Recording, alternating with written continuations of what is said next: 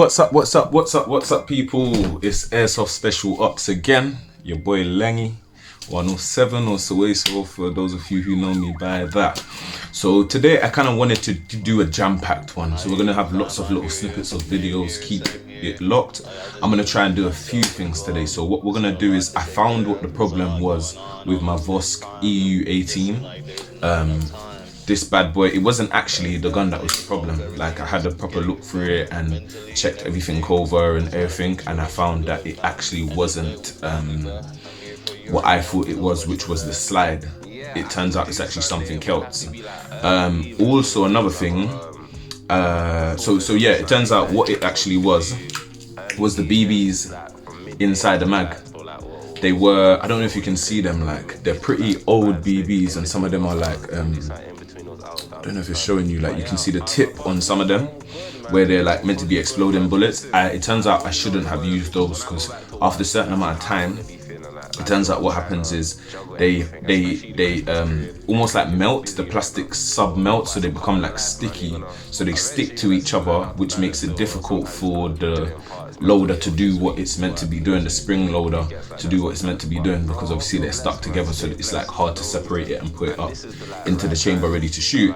So what I am gonna do is a few days back I thought it was the clip. Remember we done the quick review of WE17 version, so the Glock 17 version mag, so slightly smaller type. This is the box it came in, just so you guys remember the review video I'm talking about. And this is the clip. Quite small, well, a little bit smaller compared to the original that comes in a Vorsk pistol, especially near the bottom end where you have the slider bit.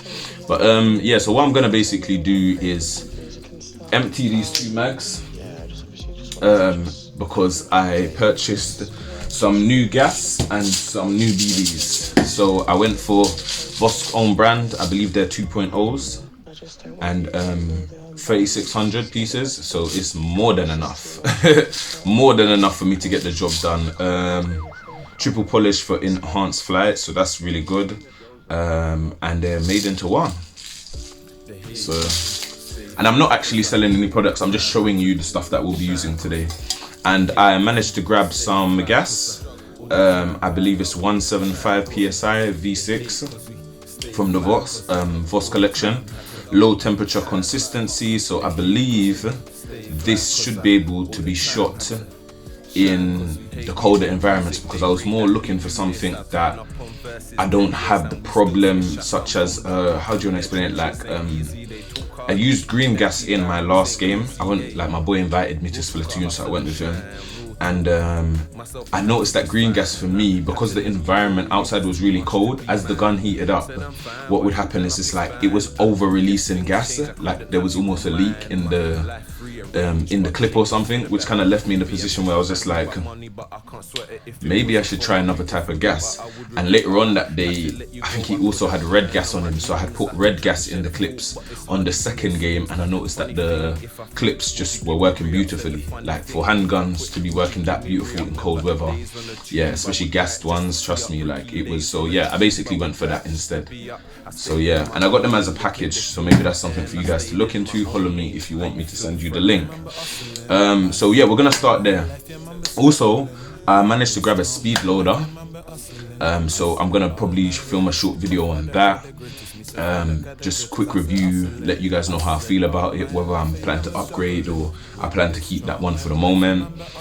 So we'll do that. We'll probably do a shoot test. I don't have a chronograph, so I can't even test PSI today, but that's something I'm due to grab very soon, so I'll be able to do that stuff soon for you guys. So I believe what we're gonna do is we're going to remove these dodgy BBs without damaging my springs any further. So that's the first thing I'm gonna try and do, and then I'm gonna load them up. Well, maybe I'll leave the loading until I show the speed loader, because then I could do both. We will also test this new gas, see how it looks when filling, and then we'll do like a shoot test, see how much I will be able to shoot before the clip finishes. So that's 1, 2, and then, oh yeah, do you know what? another amazing thing happened. So I've been talking to all my airsoft guys about turning this pistol, beautiful pistol, into basically a rifle. So after a bit of research and looking around and trying to scope which body would fit me preferably, because there's quite a few of them, there's about 10 of them I came across. I came across one called the CAA Ronnie conversion kit for airsoft pistols. So it literally turned up this morning. I haven't had a chance, I've been so excited, I wanted to kind of put it together, but upon doing some research I found that not every Glock fits, so we're gonna obviously have to test this later. Hopefully my Glock does fit. I also read online that what I may have to do is remove this sight, because obviously the barrel inside the kit needs to be able to cock. So yeah, and with this sight still on there, which is kind of one of my most favorite sights, so I'm a bit gutted that I'm having to remove it, but yeah. So that's that, and we'll probably do a couple other things, because a couple of my loadout bits came, such as my protection face mask that I was telling you guys about, that's due to come, and my protective eye goggles have actually come. So what I would do is do just a quick review, what comes in a box, what it looks like, and how it works. But I think in this video what we will focus on is literally just trying to prepare this Glock ready to go into the kit, basically. Then we can do the kit video as well. But yeah, peeps, until we next meet. Hey, what's up peoples? It is Airsoft Special Ops. Today we're just talking belts quickly, and I just wanted to show you guys the basics. Like, you don't have to always go and buy something mad expensive to get the best out of your gameplay. So first and foremost, last game, my compadre, Mr. Airsoft Madess, you should go check out his channel. He let me use this belt in the last game. I'm gonna put it closer to the camera so you guys can have a look as well. And I found it pretty decent. The only thing I found was, like, it's basically just a beginner's belt for airsoft, so it would allow you to put your Glock holster on there. You might be able, I had my mag, my empty mag bag, so basically a bag that you carry around on the belt, that anytime your mags are finished, so you don't confuse yourself by leaving it on your chest area and your chest plates, you just dump it in that bag, which I will do a video on eventually. So as you can see, like, just a standardized belt, nice little jungle camo. It's not the most firm thing, if you notice, it is quite flexible all the way around. But because I didn't want to go too far, I would, like, when I used this one, I thought throughout the day I was like, oh, it's just too floppy, because anytime I would run, it would feel like this was happening. So over time I was like, do you know what I will just do is upgrade and buy one of the more firm belts. So I'll do a video on that. But just because I wanted a starter belt, and because I'm in a position where I'm just coming back into airsoft, I obviously have to just take my time and make sure that I get my full loadout. There's no point having one amazing thing, like an amazing belt, and having nothing else. You kind of get what I'm saying? So I thought, do you know what, buy my basic setup first, and then it puts me in a position where I can then upgrade, say for example my belt or my primary weapon or my second. You know what I'm trying to say? It gives me the potential to upgrade bit by bit, basically. So yeah, so it basically has like a clip thing. So you press these two things down, one at the bottom, one at the top, press those down just so you guys can see, and then it comes free. One thing I did say was, when I first put it on, so if you notice it has like a lock-in system, and I'll show you from the back as well, because then it makes more sense. So that's the back side, so this would be the side that's facing you, yeah. It locks into like a hinge system, and like it is quite firm. So big up Airsoft Madness for allowing me to use his one. I went and purchased my own. He did say to me they weren't expensive, they're like 20-30 quid, and he was quite correct. I was able to purchase my own one, as you can see, for about, I think I paid about 12 quid for this, 11 quid, something around them lines. I believe it was between 8 and 12 quid, if I'm correct. And again, I can send you the link if needs be, so just so that you guys can have some kind of proper look at it. See what it looks like on both sides. Which is still floppy like his, and I have made a couple adjustments to it, like I've put ASSO Special Ops on it. I don't know if the camera's gonna show it very well, that's backwards. Oh no, it's actually upside down. Yeah, ASSO Special Ops I've put on there, and I've also put it near the beginning of the belt. So for me, what I have found so far, like I put it on my camo, when I put on my camo the other day, I did put it on briefly. But I think for me, it's one of the ones where, again, similar to the one that Airsoft Madness had lent me, I think I'll just have to test it out. Like on first approaches, his one does feel a slightly better fabric, I won't lie. It just feels a slightly smoother fabric and maybe a bit more durable than my one. But he did say that he spent probably about 20-30 quid on his. Whereas like I said, I believe I spent anywhere between 8 and 10, like 8 and I think it was about 12 quid, somewhere between there I spent on it. There are semi-subtleties, like his buckles are slightly bigger and certain things like that, but I think overall it's the same thing. They both say 24k in on them, 12k in on at the bottom. They both look like they've got adjustable bits. I think the one thing I would say about my one is I feel like these things are a bit more user friendly, whereas on his ones it's like if you don't hit them right in the middle, you might miss it and the belt might not open. Like for example, if I tap the sides or tap up there, whereas this just feels a bit more user friendly, like there's a lot of space to grab it. Even if I miss it, I will still clip the ends off the buttons. So I think over time what I will do and will say is over time I probably will upgrade. Like let's be real, I probably will upgrade, but I think as a starter belt I haven't done myself too bad. Like it's not the most expensive, it does what it needs to. It has like its belt strap on the side right here, so if you need to adjust it or want an arm to hold it, there is one here. Like you can see I'm moving it about. And yeah, like I said, similar, just a click and it's apart, and then similar thing, I'll show you from the back end. It literally just snaps in, and that's what the front of it looks like. I'll show you from the front as well. It literally goes in and snaps in. Not too much force as well to get it done.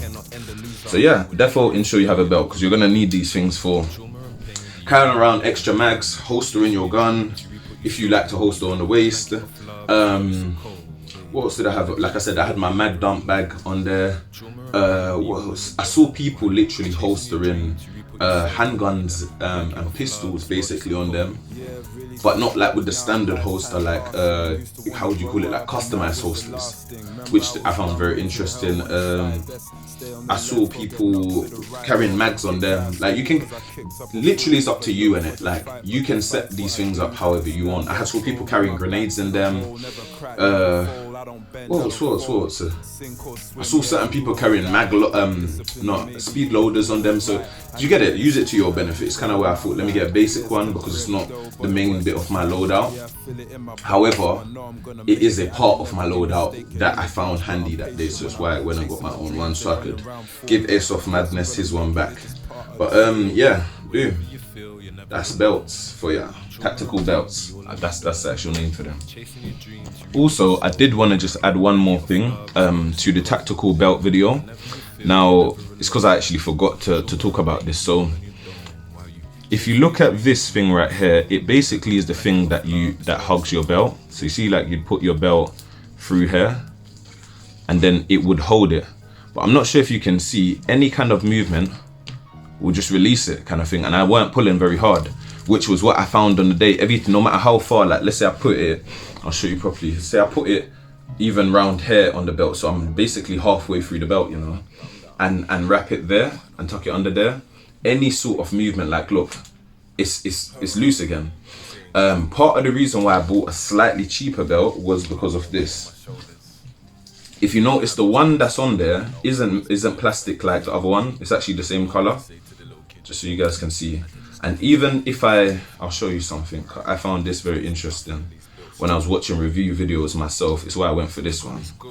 So when I put it in, so I'm gonna put it through, just so you guys can see. It's just gone through, yeah. So you guys can now see that it's the beginning of the belt is right there, yeah. if I press and press, you see you get a little movement, but I'm literally having to force the belt, and even then I'm only getting a little bit of movement as opposed to the movement there.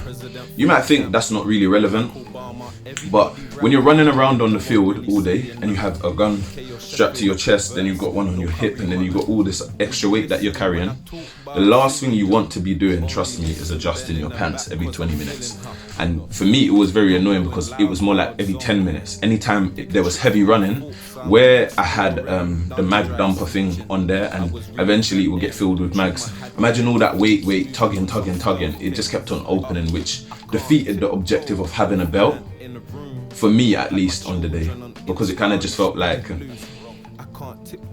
yes, useful because it's holding, for example, my gun holster and the mag bag, but unnecessary because it's literally pulling my pants to the floor, and this is undoing, and I'm having to do it every 20 minutes. So do keep that in mind when grabbing one for yourself, because I know me, I'm a person that, especially if I'm carrying a lot of weight on me, I like to feel secure. I like to feel like the weight is part of my body. Do you know what I'm trying to say? Like, not sound crazy, but even when I carry backpacks, I like to have them a certain tightness, so it's like it's not too much strain on my back when I lean and certain things, because in theory my body's recognizing this weight as a part of my body. So yeah, so keep that in mind when grabbing your own belt, guys. And if you want me to do custom belts for you guys with the Airsoft Special Ops logo, or even your own logo or names, get at us, because we do customs. Off the 100 meters in school, still on the track. The only difference is these days I just rhyme. Course I know about pain, I was grown in pain.